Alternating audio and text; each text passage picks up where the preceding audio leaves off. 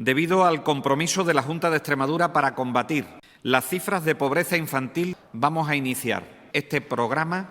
con créditos 100% comunidad autónoma. Nuestro mejor aliado para hacer posible con garantías de calidad este programa será Cruz Roja Española, un programa de inclusión social de menores en situación o riesgo de exclusión social,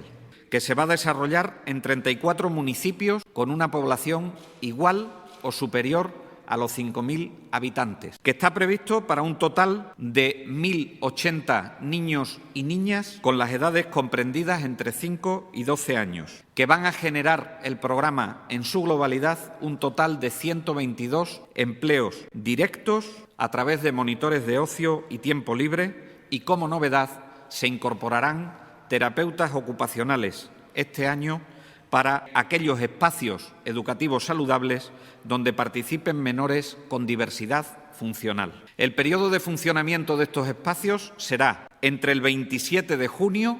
y el 2 de septiembre. La cuantía total con la que se inicia el programa será de 989.323 euros y los objetivos que queremos conseguir son atender a las necesidades básicas de menores en situación o riesgo de exclusión social, especialmente necesidades de alimentación, dar una alternativa de ocio en un espacio diferente al espacio escolar en la mayor parte de los casos,